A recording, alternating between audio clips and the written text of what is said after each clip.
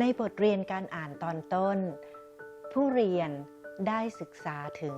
กลยุทธ์ก่อนการอ่านและเทคนิคการอ่านหลากหลายรูปแบบด้วยกันสิ่งเหล่านี้จะช่วยให้ผู้เรียนสามารถพัฒนาการอ่านของเราให้มีประสิทธิภาพมากยิ่งขึ้นค่ะต่อมาเราได้แยก Main Idea หรือใจความสำคัญออกจาก Supporting Idea ซึ่งเป็นข้อมูลรายละเอียดที่สนับสนุนใจความสำคัญนั้นและสามารถบอกความแตกต่างระหว่าง Fact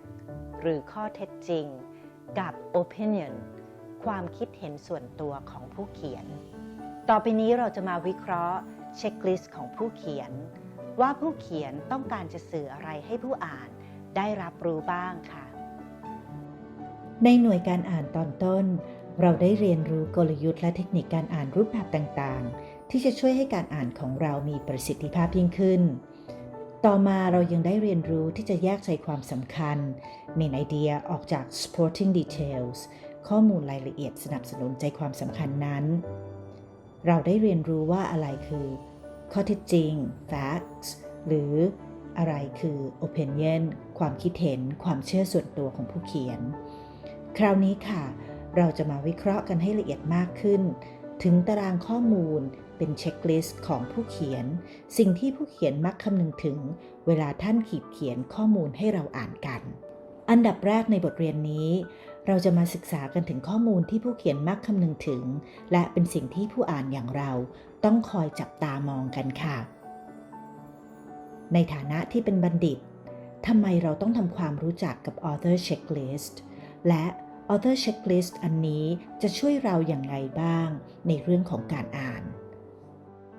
แล้วเราค่อยมาทำความเข้าใจรายละเอียดในแต่ละข้อของเช็คลิสต์ของผู้เขียนกันค่ะ Author Checklist ที่เราจะมาศึกษามี 4 ส่วนด้วยกันคือ Purpose วัตถุประสงค์ของผู้เขียน Point of View มุมมองความคิดเห็นของผู้เขียน Tone น้ำเสียงหรือโทนการเขียนของผู้เขียน Intended Audience ผู้ฟังที่แท้จริงของผู้เขียนเพื่อให้ได้ผลสำเร็จในการอ่านบัณฑิตควรเข้าใจวัตถุประสงค์ของผู้เขียนเราอาจจะเคยได้เรียนรู้มาว่าวัตถุประสงค์ของผู้เขียนมีตัวย่อคือ PIE PIE P ย่อมาจาก persuade โน้มน้าว I inform บอกเล่าและ E entertain ให้ความบันเทิงแต่วันนี้เราจะมาศึกษาวัตถุประสงค์ 4 แบบของผู้เขียนที่บัณฑิตควรทำความคุ้นเคยกันค่ะแบบที่ 1 expository หมายถึงการเขียนเพื่อบอกเล่าและอธิบายเราสามารถพบงานเขียนประเภทนี้ในนิตยสารทางการศึกษาบทความคู่มือและตำราเรียนเป็นต้นแบบที่ 2 persuasive หมายถึงการเขียนเพื่อนำเสนอแนวความคิดและเป็นการโน้มน้าวให้ผู้อ่านเห็นคล้อยตามความคิดเห็นของผู้เขียนเช่นการเขียนเพื่อปกป้องแนวความคิดของตัวเองเพื่อวิพากษ์วิจารณ์เพื่อสนับสนุนเพื่อเปลี่ยนแปลงและเพื่อตัดสินแบบที่ 3 การเขียนแบบ narrative หมายถึงการเขียนเพื่อเล่าเรื่องเล่าถึงเหตุการณ์หรือการลำดับเหตุการณ์แบบที่ 4 การเขียนแบบ descriptive หมายถึงการเขียนเพื่อบรรยายหรือพรรณนารายละเอียดของตัวบุคคลสถานที่และเหตุการณ์รวมถึงความรู้สึกที่มีต่อสิ่งเหล่านั้นผู้เขียนมีมุมมองของการเขียนอยู่ 3 ลักษณะที่ผู้อ่านควรสังเกตไว้นะคะมุมมองแบบที่ 1 ผู้อ่านจะได้อ่านเรื่องราวในสรรพนามบุรุษที่ 1ซึ่งเป็นมุมมองด้านเดียวของตัวเอกของเรื่องโดยที่ผู้เขียนมักแทนตัวด้วยสรรพนามว่าผมข้าพเจ้าหรือพวกเรามุมมองแบบที่ 3ผู้อ่านจะได้อ่านเรื่องราวในสรรพนามบุรุษที่ 2ซึ่งผู้เขียนมีเจตนาจะพูดกับผู้อ่านโดยตรงและผู้เขียนมักใช้สรรพนามเรียกคุณหรือท่านอยู่ตลอดมุมมองแบบที่ 3ผู้อ่านจะได้อ่านเรื่องราวในสรรพนามบุรุษที่ 3ซึ่งผู้อ่านจะเห็นเรื่องราวทุกอย่างรวมถึงความคิดเห็นในหลายแง่มุมของทุกคนที่เกี่ยวข้องโดยที่ผู้เขียนมักใช้สรรพนามแทนว่า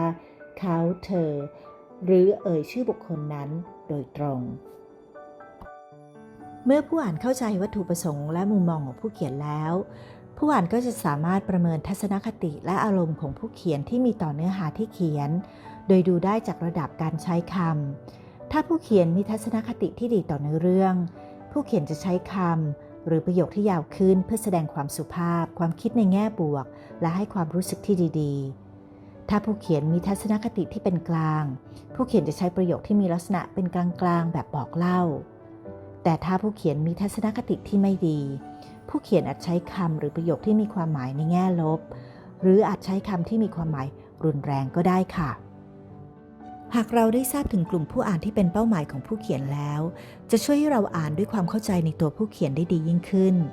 เข้าใจวัตถุประสงค์และข้อความที่แท้จริงที่ผู้เขียนต้องการจะถ่ายทอดเราควรจะทราบว่าผู้เขียนต้องการถ่ายทอดงานเขียนนี้ให้ใครให้คนในช่วงอายุใดจำกัดเรื่องเพศไหมมีเรื่องของศาสนาหรือความเชื่อเกี่ยวข้องหรือเปล่าผู้อ่านน่าจะเป็นบุคคลทั่วไปหรือต้องมีการศึกษาในระดับใดเน้นเชื้อชาติใดเป็นพิเศษหรือเปล่าหรืองานเขียนชิ้นนี้เจาะจงเพื่อกลุ่มสมาชิกกลุ่มใดกลุ่มหนึ่งอาชีพใดอาชีพหนึ่งหรือมีเรื่องราวเกี่ยวกับรสนิยมทางเพศเข้ามาเกี่ยวข้องหรือไม่หรือเป็นกลุ่มที่มีประสบการณ์ร่วมกันเป็นต้นค่ะ